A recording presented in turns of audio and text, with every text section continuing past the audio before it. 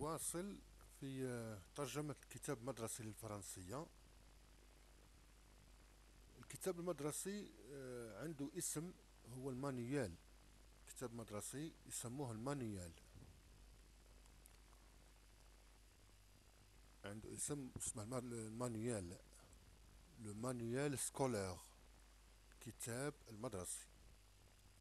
ولهذا راح تتعلم كلمة جديدة، هي كلمة المانيوال.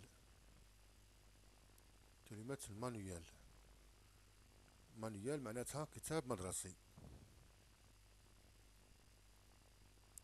بريزونطاسيون دو مانيوال، ندير ترجمة شفوية ومن بعد ندير ترجمة كتابية. بريزونطاسيون دو مانيوال، عرض الكتاب. une ouverture active، صفحة تفاعلية. tâche finale، مهمة النهائية. compréhension، فهم. dessin situationnel، رسم انطلاقي، وضعية انطلاقية. question de compréhension، أسئلة فهم. production orale et interaction، تعبير شفوي وتفاعلي. réemploi des actes de parole، إعادة استعمال المهارات القرائية. mini tâche de réinvestissement، أيقونة صغيرة لإعادة الاستثمار. tâche de lecture، مهمة للقراءة، مهمة قرائية. mini tâche de réinvestissement، مهمة صغيرة لإعادة الاستثمار. tâche de lecture، مهمة للقراءة. tâche هي المهمة، tâche مهمة، mini tâche مهمة صغيرة. compréhension de l'écrit، فهم المكتوب. compréhension هو الفهم، فهم المكتوب. découverte de la langue، اكتشاف اللغة. réemploi guidé، إعادة استعمال موجهة. phonétique، صوتيات. la dictée، إملاء. entraînement، intégration، évaluation. entraînement، تدريبات. intégration، إدماج. évaluation، تقييم. activité ludique، activité ludique، أنشطة مرحة. activité d'échange، أنشطة تبادلية. tâche de la production écrite، مهمة التعبير الكتابي. notre projet، مشروعنا. tâche individuelle، مهمة فردية. tâche collective finale، مهمة جماعية نهائية. نجي للترجمة.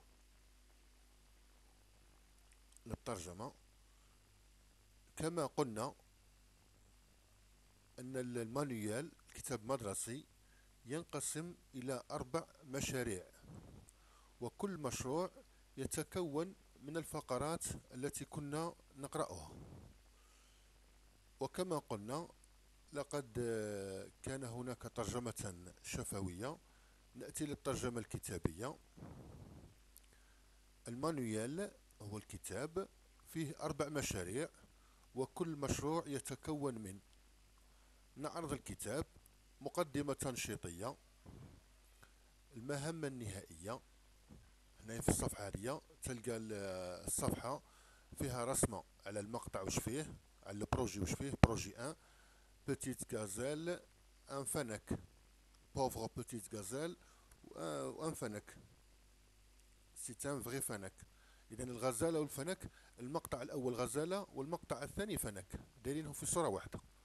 اذا هذه هي المقدمة تنشيطية، ونعبروا تعبير استنطاق للصورة.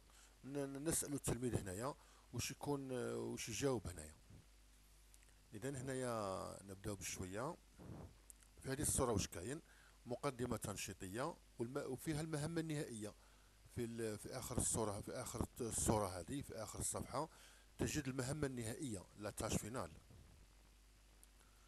تجي للصفحة الثانية والثالثة اللي بعدهم، رسم انطلاقي، ديسان سيتياسيونيل، رسم انطلاقي. ومن الرسم كاين تعبير فهم المنطوق. فهم المنطوق تجدها في آخر الكتاب، نصوص فهم المنطوق تجدها في آخر الكتاب.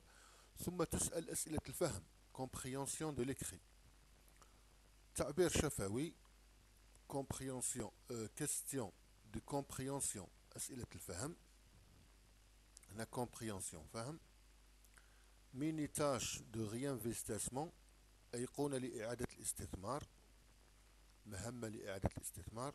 production orale et interaction، تعبير شفوي تفاعلي. réemploi des actes paroles، استعمال المهارات القرائية. compréhension de l'écrit، فهم المكتوب. tâche de lecture، مهمة قرائية.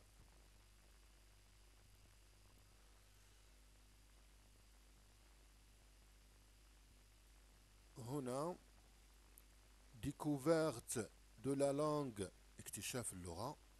réemploi guidé، استخدام موجه. phonétique، صوتيات. la dictée، إملاء. entraînement، تدريبات. intégration، إدماج. évaluation، تقييم. activity ludique، نشاطات مرحة. activity d'échange، نشاطات تبادل. tâche de la production écrite، مهمة التعبير الكتابي. notre projet، مشروعنا. tâche individuelle، مهمة فردية.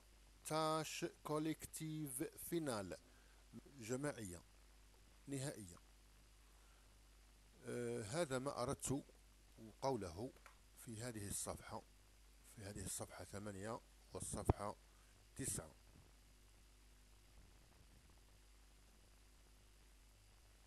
بهذا نكون قد انتهينا من الصفحة 8 والصفحة 9.